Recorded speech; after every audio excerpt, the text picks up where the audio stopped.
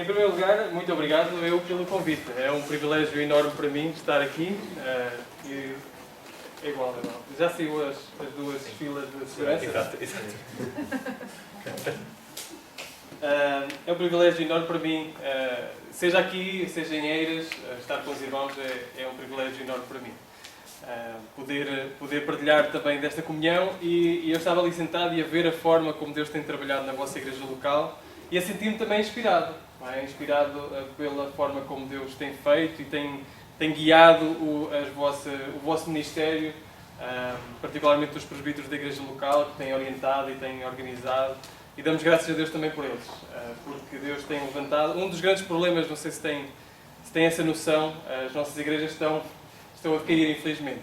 Um dos grandes problemas tem a ver, não é o único, mas tem a ver às vezes com liderança frágil. E dou graças a Deus porque a igreja em Eiras, daquilo que me mostra e daquilo que eu vejo, Deus tem abençoado com uma liderança forte e que tem guiado, não na sua sabedoria, mas na sabedoria de Deus. Então é para mim um privilégio estar no meio dos irmãos numa igreja em que eu tanto aprendi e tenho aprendido. E agora a Palavra de Deus. A Palavra de Deus é o foco, é o ponto central, é o fundamento da forma como uma igreja deve ser construída. E daí nós estarmos aqui hoje, já temos celebrado muita coisa, cantado louvores ao nosso Deus, mas não querermos sair daqui sem abrir a Palavra de Deus e sem dela ser ministrados, sem dela ser ensinados.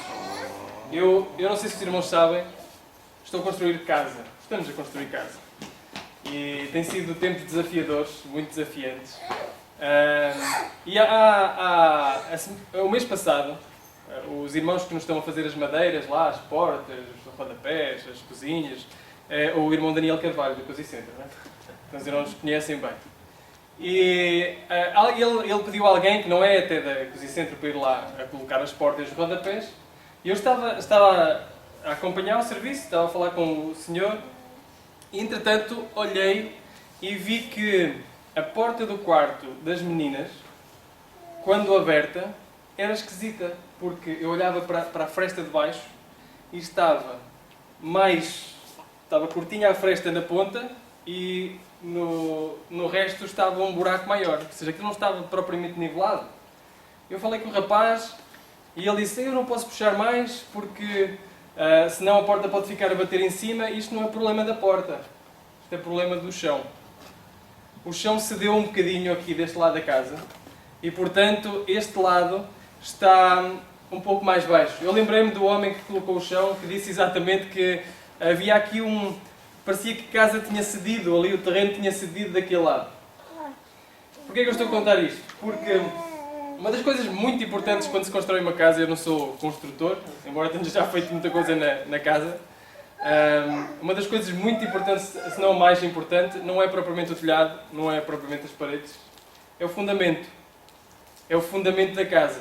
Se ele está realmente reforçado, para que a casa possa não ceder, para que a casa possa não partir, para que a casa possa não inclinar. Ontem estava a fazer o muro da frente e estavam lá uns rapazitos, os vizinhos, os filhos dos vizinhos, netos dos vizinhos, lá à volta, e eles a perguntar: porquê é que tu usas o nível? Porquê é que tu usas a linha para manter direito? E eu estava-lhes a explicar: olha, o nível tem que estar no meio, que é para o muro não ficar torto. Vocês sabem o que é a Torre Pizza? Ele: Pizza, sei, lá em Itália. Pois, aquilo tem a ver com o chão, a torre está torta. E então é necessário que o fundamento seja forte e para que depois o muro possa crescer certo, para que a casa possa crescer certo. Nada é mais importante para a nossa fé que o fundamento ser forte. Nada é mais importante para a nossa fé que termos o firme fundamento que é Jesus. Temos um verdadeiro conhecimento de quem é Jesus. Quem é Jesus é uma pergunta, talvez para os cristãos, aqueles que são cristãos, comecem a pensar: eu sei isso, eu canto acerca de Jesus. Mas muitas vezes passamos anos da nossa vida sem refletir na identidade de Jesus. Sem pensar no que a Palavra de Deus diz acerca de Jesus. E muitas vezes caímos numa rotina em falar de Jesus sem saber quem é Jesus. Há pouco tempo, há um ano ou dois, li um artigo que dizia 10 falsos cristos, em inglês, 10 falsos cristos que nós devemos parar de adorar. Porque rapidamente criamos cristos diferentes daquilo que a Escritura diz. E havia vários, o artigo era americano, portanto até havia o Jesus Dr. Phil. para estarem a ver. Existem vários Jesus, nós criamos o Jesus à nossa imagem. Nós criamos o Jesus acerca daquilo que nós queremos manipular, da forma como nós queremos manipular Jesus. Por outro lado, podem existir aqui pessoas que não são cristãos. E que pensam, para que pensar acerca de uma pessoa que nasceu há 2000 anos, que não foi nenhum governante político, não teve um papel militar, não teve um papel de relevância há 2000 anos, teve um ministério de 3 anos, simplesmente. Nunca conheceu o imperador, nunca esteve perto do imperador romano. Porquê falar de alguém que simplesmente viveu lá há tantos anos atrás, há tantos séculos atrás? O que é que isso tem a ver comigo hoje? A verdade é que se nós pensarmos naquilo que é Jesus para a nossa sociedade, nós veremos que existe muita coisa acerca do próprio Jesus que está inserido na nossa cultura, nos nossos monumentos, na nossa linguagem, no nosso calendário. Existe muita coisa acerca de Jesus. Jesus é uma figura incontornável. Mas, na verdade, quem é Jesus? E é isso que eu gostava de meditar nesta manhã. Quem é Jesus? O que é que a palavra de Deus diz que é Jesus? E agora, aquele que não é cristão diz assim, pois, a palavra de Deus. Está bem, a Bíblia. Mas isso é o vosso livro. Isso é o livro cristão. E o resto? Existem muitos documentos que falam acerca de Jesus, mas nenhum deles é tão fidedigno, tão ocular como as Escrituras. Aliás, as Escrituras são aquele... Nós podíamos dizer, quem escreveu acerca de Jesus neste livro era alguém que tinha sede de poder. Era alguém que tinha sede de fama. Era alguém que tinha sede de dinheiro. Se esse era o plano, falharam redondamente. Todos aqueles que escreveram acerca de Jesus neste livro morreram. E morreram sem dinheiro, sem fama e sem poder. Eram pessoas que arriscaram a sua própria vida para falar de Jesus. Portanto, nós vamos a este livro porque é um livro fidedigno, um livro que fala a verdade acerca da identidade de Jesus. Eu convidava-vos a abrir então em Colossenses. Colossenses capítulo 1. Esta talvez seja uma das passagens mais magníficas acerca de Jesus. Uma das passagens mais belas acerca de Jesus. Existem várias, não é? Colossenses 1.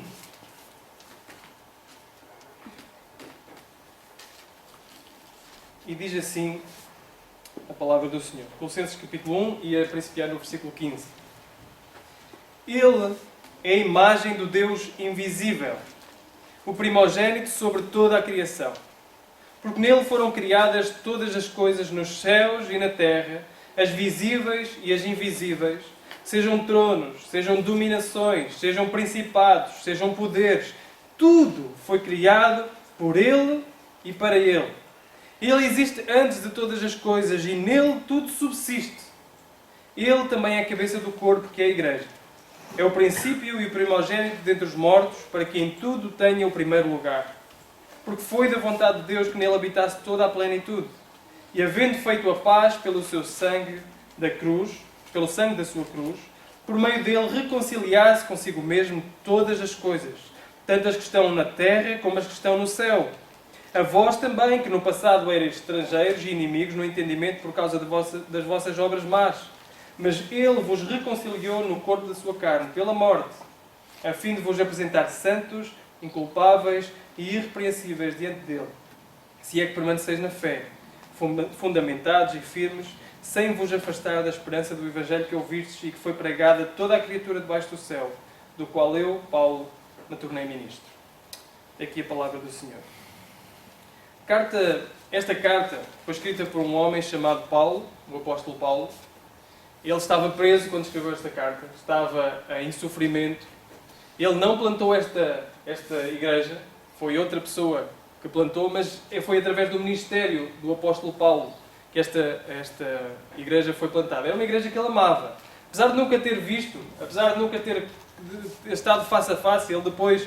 No próximo capítulo diz, eu gostaria de estar face a face convosco, de vos ver em carne. Mas apesar disto, ele amava esta igreja. Era uma igreja que ele elogia no início da carta pela sua fé, pelo seu amor, pela sua perseverança. Era uma igreja em que ele deposita a sua oração, ele faz orações por esta igreja. E a primeira parte deste capítulo 1 é exatamente uma oração por esta igreja. Ele ama esta igreja. Apesar disso, havia problemas com esta igreja. Apesar de de todos os elogios que podia ter feito, havia problemas, assim como nas nossas igrejas, não é? Graças a Deus por tudo aquilo que foi mostrado, mas eu acredito que continua a existir problemas, continua a existir desafios, continua a existir a necessidade de recorrermos a Deus constantemente, porque a nossa maneira normal é fugirmos de Deus, fugirmos daquilo que Deus nos diz na sua palavra. E assim era esta igreja em Colossos. Esta igreja tinha alguns problemas, e que são tratados no final da carta. Mas Paulo percebe que o problema base, o problema que estava a levar a outros problemas, seja na família, como ele trata mais à frente, seja na pureza, como ele trata mais à frente, o problema de base estava na compreensão acerca de quem era Jesus. Por isso ele passa este primeiro capítulo a exaltar a identidade de Jesus. Quem é Jesus?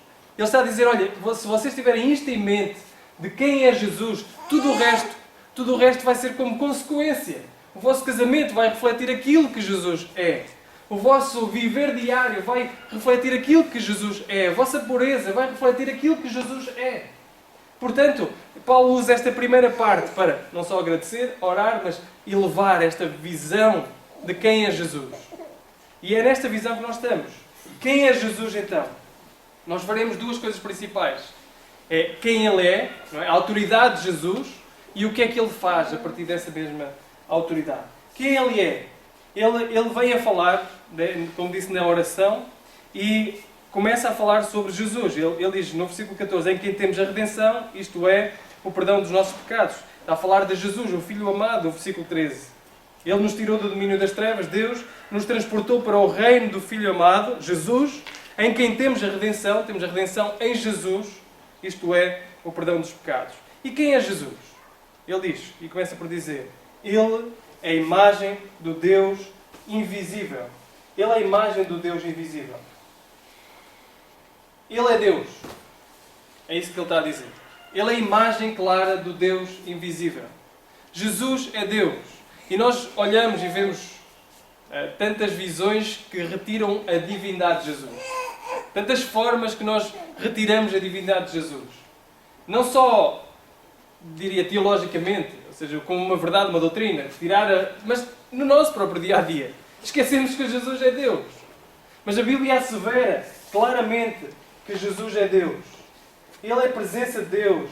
Ele é a imagem daquele que fez todas as coisas. Ele é aquele que torna tangível e tocável o Deus invisível e que nós não podemos tocar.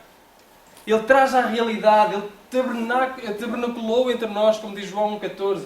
Ele viveu entre nós e se fez homem como nós, e nós conseguimos ver como é na realidade o amor de Deus. Esse conceito personifica-se. É uma pessoa, o amor de Deus. A paz de Deus, a bondade de Deus, a justiça de Deus. Tudo isto é visto numa só pessoa. Ele é a imagem. Nós conhecemos alguns versículos de cor. E João capítulo 1, versículo 1, nós dizemos, o verbo estava com Deus e o verbo era Deus. Jesus é Deus. Em Hebreus já lemos uma passagem, lá no início, quando fala, antigamente Deus falou de muitas formas e de muitas maneiras. Aos pais, pelos profetas. Mas agora nos fala pelo Filho. E continua, e diz assim, o qual, sendo o resplendor da sua glória, a expressa imagem da sua pessoa, sustentando todas as coisas pela palavra do seu poder, havendo feito por si mesmo a purificação dos nossos pecados, assentou-se à destra da majestade de Deus nas alturas. Jesus é Deus. Jesus reclama isso para si, nos próprios Evangelhos. Jesus não só demonstra na sua própria vida, com o poder, com os milagres, com a sabedoria, essa personificação, mas depois também reclama isso para si mesmo. Que Ele próprio é Deus. Antes que Abraão existisse, João 8,58, eu sou. Ele estava a identificar-se claramente com Deus. Ele é Deus. E esta é a primeira coisa que nós temos que notar. A visão correta acerca de Deus é que Ele tem autoridade sobre todas as coisas, porque de Jesus. Ele tem autoridade sobre todas as coisas porque, em primeiro lugar, Ele é Deus. Ele é Deus. Notem como o texto caminha para esta visão de autoridade. Ele fala muita coisa acerca de Jesus e depois diz no versículo 18, Ele é a cabeça do corpo, a igreja, é o princípio e o primogênito entre os mortos, para quem tudo tenha o primeiro lugar, ou a preeminência. Jesus, o foco é que ele tem a autoridade, ele tem a preeminência. E a primeira verdade que justifica a preeminência e o primeiro lugar de Jesus é que ele é Deus. E portanto está em primeiro lugar de todas as coisas. A segunda coisa que o texto nos diz é que ele é o primogênito de toda a criação. Agora, isto podia ser um conflito, por exemplo, com o testemunho de Jeová. Eu lembro-me que trabalhei há alguns tempos com o Vítor Lourenço, alguns irmãos podem conhecer, eletricidade e canalização, e uma das pessoas que trabalhava com eles, não era propriamente da empresa, mas trabalhava recorrentemente com eles, era um ancião das testemunhas de Jeová. E lembro-me perfeitamente dos debates que nós tínhamos, às vezes mais acesos, e ele tinha uma técnica muito boa, que era, pegava na minha Bíblia, dizia, tens aí a tua Bíblia. Ele pegava na minha Bíblia e abria e dizia, lê aí. Não é? Ele pegou aqui, em Colossenses, capítulo 1, versículo 15, e diz, lê aí. É o primogênito sobre toda a criação. Está a dizer que Jesus foi o primeiro a ser gerado, diz ele. Mas não nos podemos esquecer do foco do texto. O foco não é a geração, não é Jesus ser gerado. O foco é Jesus ter o primeiro lugar. Versículos abaixo diz isso, para que ele tenha o primeiro lugar. E o primogênito na cultura judaica era quem? Era quem tinha o primeiro lugar sobre as coisas. Era aquele que recebia a herança e repartia a herança se assim quisesse. Era aquele que recebia até a responsabilidade de tomar conta da família. Era aquele que, se alguma coisa se perdia, era ele que tinha que ir à procura. Se alguma coisa se estragava, era ele que tinha que pagar. Era ele que tinha o primeiro lugar, era ele que tinha a proeminência. É isso que Paulo está a dizer. Ele é o primogênito. Ele é aquele que tem a autoridade sobre toda a criação. E depois diz porquê? Porque nele foram criadas todas as coisas, nos céus, na terra, as visíveis e as invisíveis, sejam tronos, sejam dominações, sejam principados, sejam poderes, tudo foi criado por ele e para ele. Jesus é Deus, Jesus tem autoridade sobre todas as coisas, e a pergunta é, exatamente, todas as coisas significam todas as coisas? Todos nós temos uma esfera da nossa autoridade, não é? Temos uma esfera, mesmo os maridos também têm. Eu sei que é difícil perceber isso, mas os maridos também têm uma esfera da sua autoridade dentro de casa. Pode ser o seu cantinho, que aquilo é o sítio onde, se a esposa for organizar os papéis, nunca mais se encontram os papéis.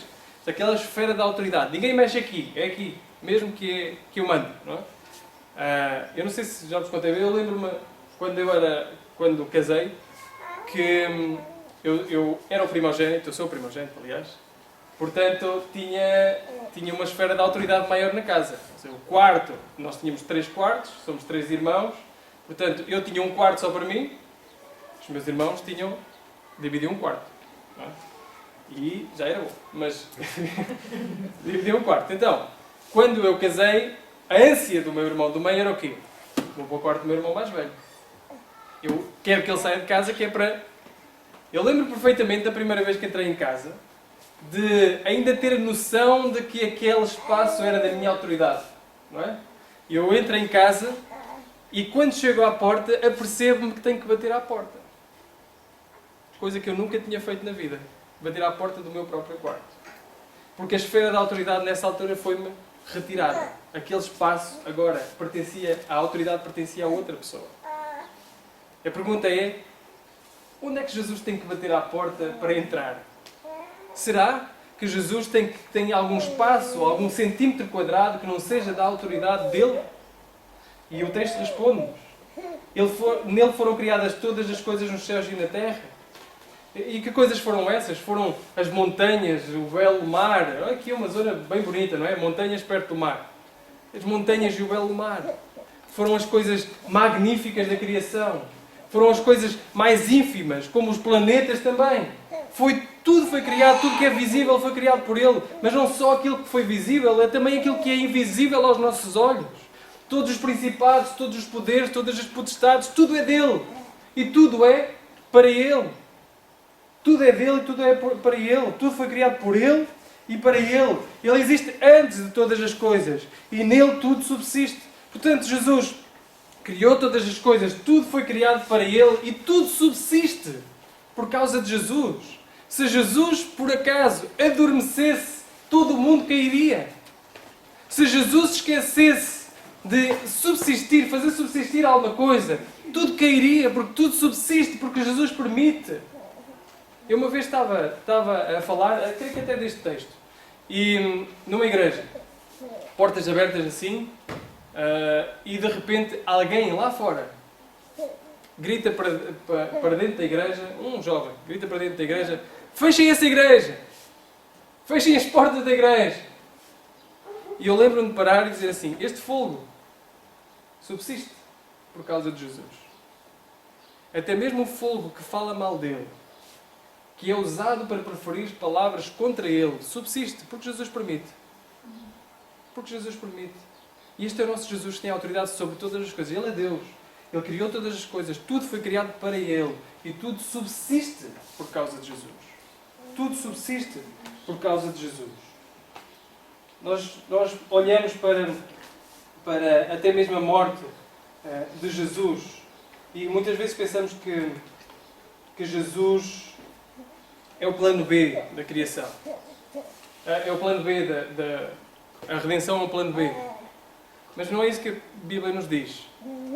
Ele diz-nos lá em 1 de Pedro, capítulo 1, versículos 8 a 21. 1 de Pedro, capítulo 1. Diz assim: sabendo que não foi com coisas perecíveis como prata ou ouro que fostes resgatados da vossa maneira fútil de viver, recebida por tradição dos vossos pais, mas fostes resgatados pelo precioso sangue, como de um cordeiro sem defeito, sem mancha, o sangue de Cristo, conhecido já antes da fundação do mundo, mas manifestado no fim dos tempos em vosso favor. Jesus Cristo conhecido antes, o Cordeiro Imaculado, conhecido antes da fundação do mundo, antes do próprio pecado entrar no mundo. Jesus já estava conhecido como o Cordeiro Imaculado que iria dar a sua vida. Eu sei que isto às vezes é difícil de compreender, mas pensem comigo, qual é a altura em que nós mais conhecemos o caráter de uma pessoa? O meu palpite é que será quando nós mais precisamos dessa mesma pessoa. Quando nós não merecíamos perdão e essa pessoa nos dá perdão. Quando nós não merecíamos graça ou misericórdia e essa pessoa nos dá graça e misericórdia. Quando nós cometemos alguma falta para com alguém e essa pessoa, em vez de nos justamente retribuir por aquilo que nós fizemos, ela faz precisamente o contrário. Ela sofre o dano para com ela mesma, arca com as dificuldades e perdoa. E é amorosa para connosco, é bondosa para connosco e nós pensamos, que pessoa de caráter. Talvez nós não percebamos muito bem porque é que Jesus, Cordeiro Imaculado, é conhecido antes da fundação do mundo, mas uma coisa podemos ter certeza, que não existe melhor maneira de revelar o amor e a justiça de Deus do que na pessoa de Jesus Cristo. Jesus é este pelo qual criou todas as coisas, tudo foi criado para Ele e tudo subsiste por causa dele. E o texto continua, ele diz, ele também é a cabeça do corpo, que é a igreja. Ele é a cabeça do corpo, ele é a cabeça da igreja, a igreja que persiste sobre os séculos, os remidos do Senhor. Ele é a cabeça do corpo, que é a igreja. E não é preciso muito para falarmos do que é que significa um corpo sem cabeça. Um corpo sem cabeça não tem vida. No mínimo, não é? Não tem vida. Mas poderíamos imaginar que até tivesse vida. Um corpo sem cabeça não tem orientação. Não se consegue orientar.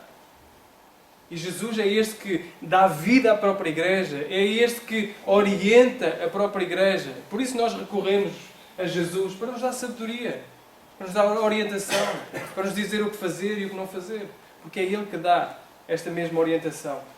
Ele é o princípio e o primogênito entre os mortos, para quem tudo tenha o primeiro lugar. Ele é aquele que ressurgiu primeiro. Aquela vida sem choro, sem dores, sem lágrimas, que nós todos queremos ter. Aquilo que nós acabamos de ver, aquela face conhecida nos céus. Aquela vida que não tem que estar preocupado com máscaras, por causa de bichos que nós não conseguimos ver, ou com dores nos joelhos, dores nas pernas, dores nas costas, ou com luto e perdas de familiares, ou com perdas de amigos. Essa vida, Jesus ganhou para nós. Uma vida ressurreta, uma vida magnífica. Ele é o primeiro que ressurgiu, que vai à frente, que nos mostra qual é o lugar. Para quem tudo Ele seja e tenha a preeminência, tenha o primeiro lugar, tenha a soberania. Esta é a posição de Jesus. Quem é Jesus? Perguntamos. Jesus é aquele que tem o primeiro lugar. deve ter o primeiro lugar. É aquele que está acima de todos. Ele é Deus, Ele tem autoridade, Ele criou todas as coisas, tudo foi criado por Ele, tudo subsiste por causa dele. Não existe, como é que é? Abraham Kuyper, não é? Dizia Kuyper. Dizia, não existe um centímetro quadrado que não pertença, ou que Jesus não reclame como seu. Tudo pertence a Jesus. A pergunta então é, Jesus é este que tem soberania sobre todas as coisas, autoridade sobre todas as coisas.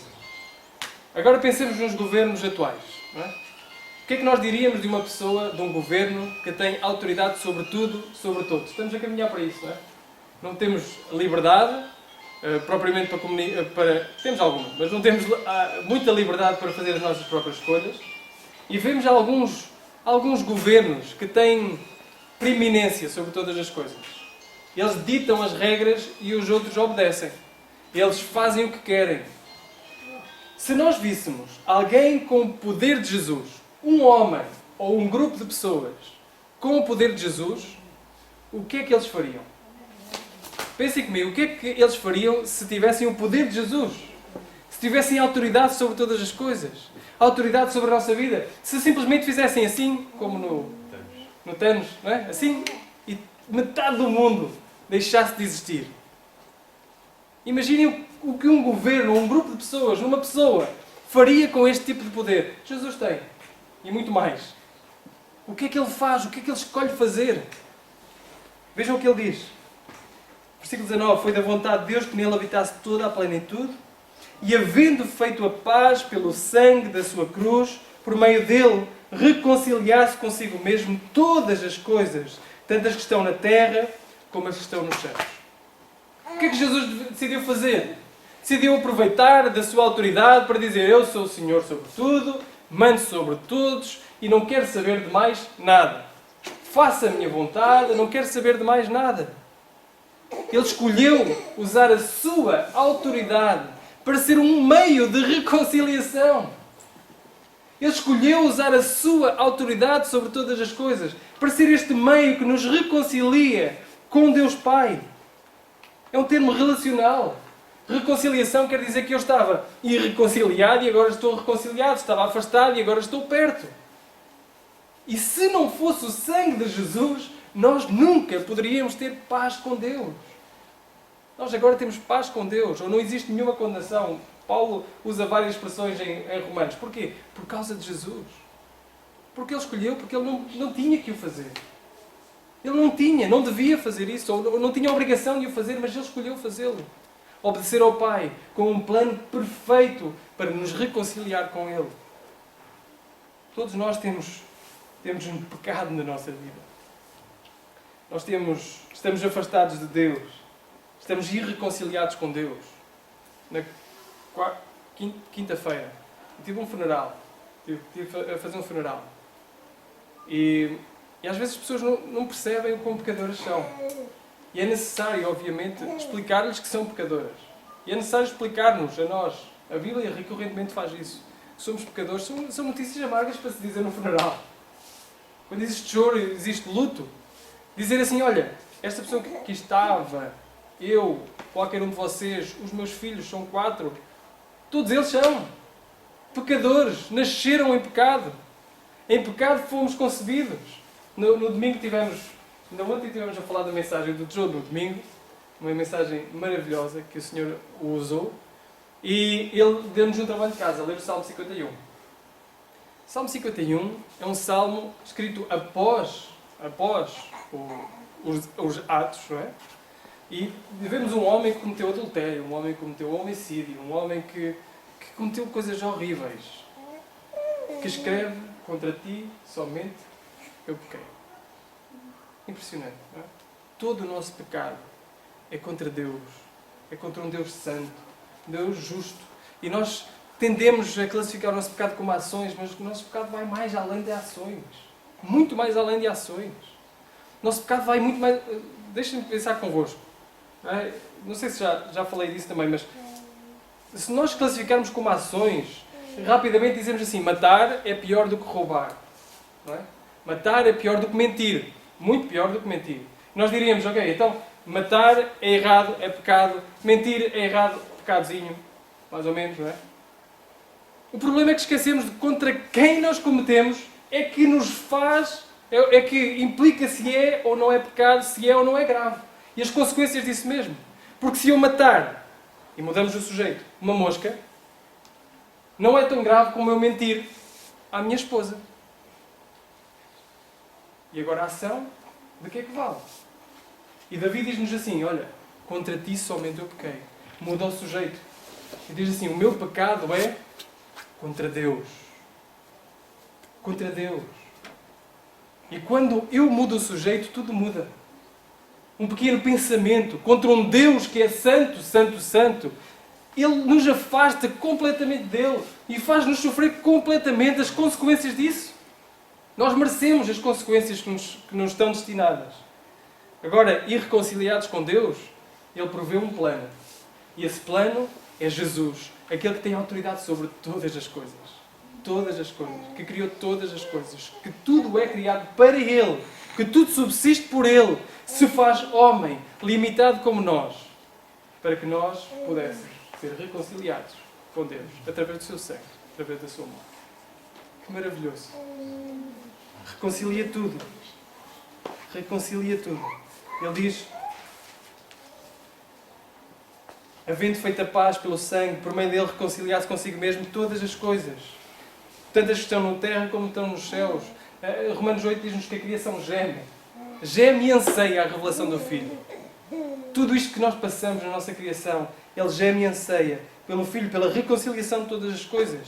Mas a vós também, a nós também, que antes estávamos irreconciliados, ou que éramos estrangeiros e inimigos no entendimento por causa das nossas obras más.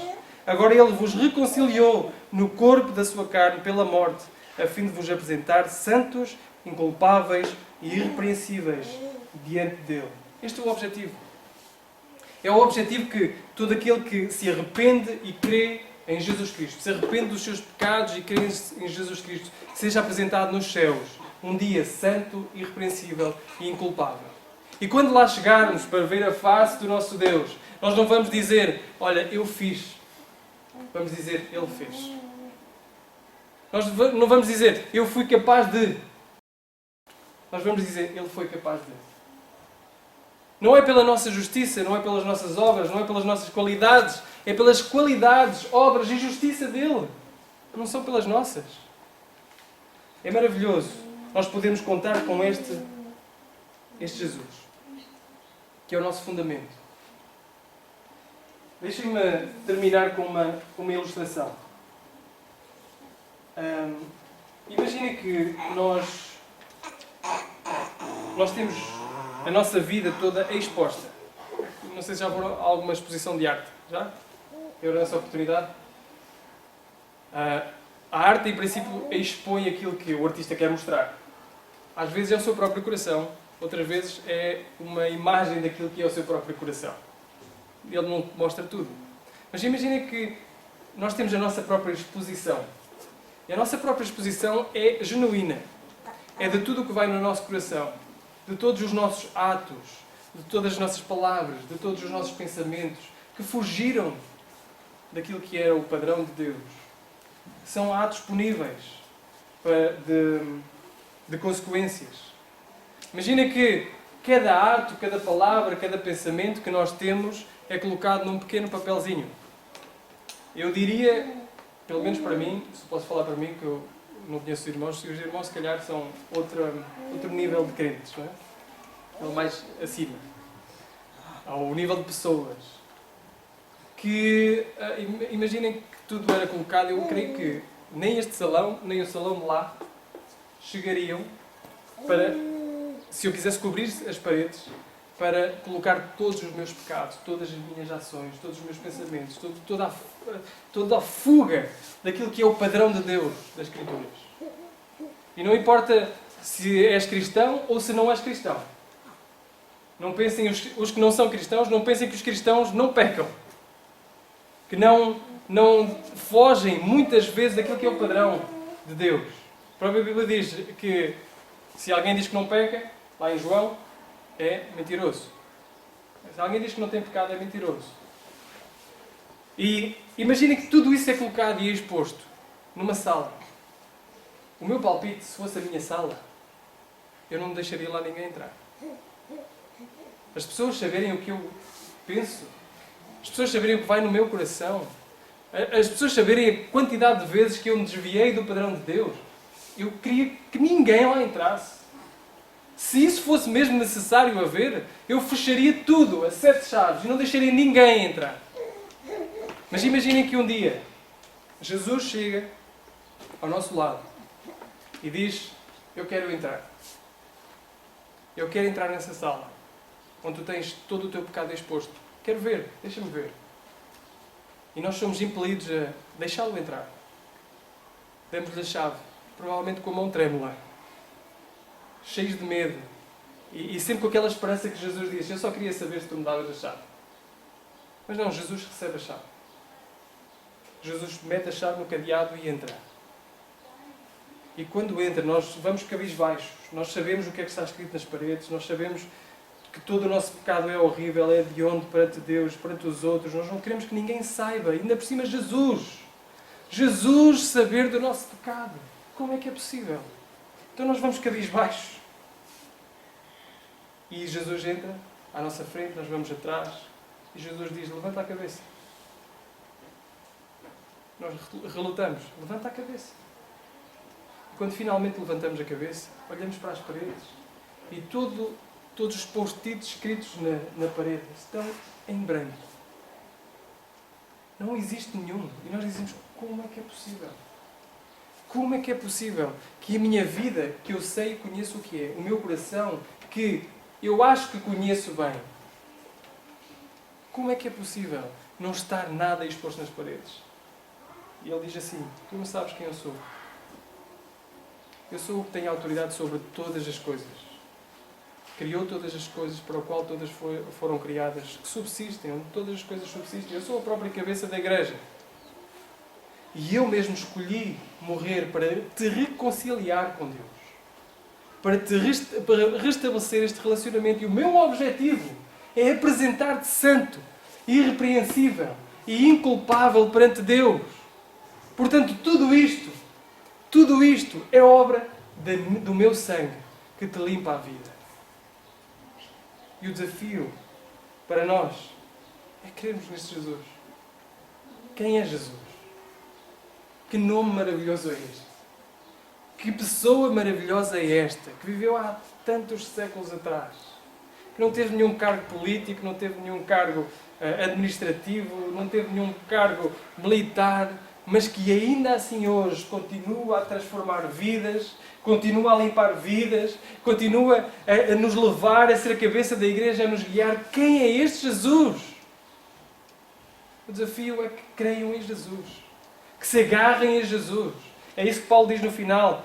E se é que permaneceis na fé, fundamentados e firmes, sem vos afastar da esperança do Evangelho que ouvistes e que foi pregada a toda a criatura debaixo do céu, do qual eu, Paulo, me tornei ministro.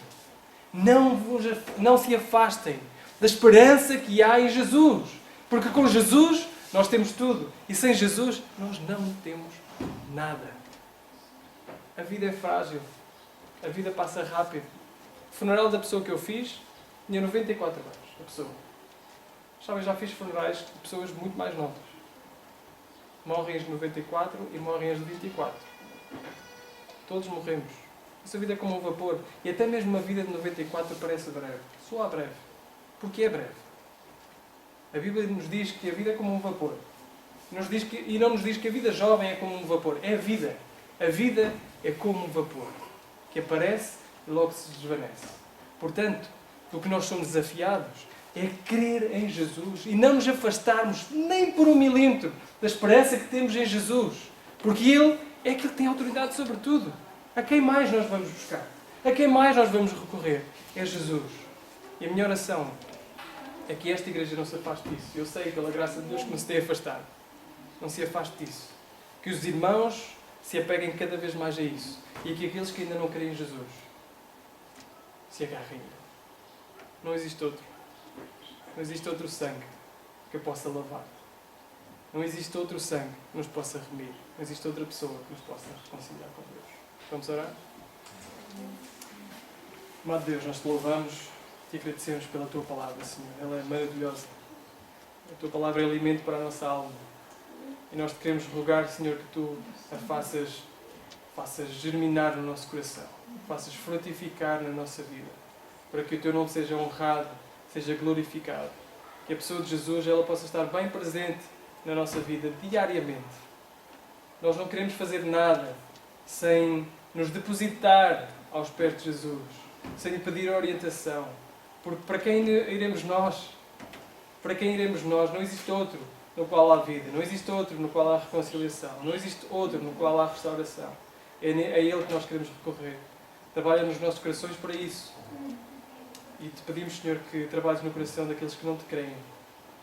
Não creem em Jesus. Que eles se arrependam do seu pecado. E busquem salvação no único sítio onde ela há, em Jesus. No nome de Jesus nós oramos. Amém.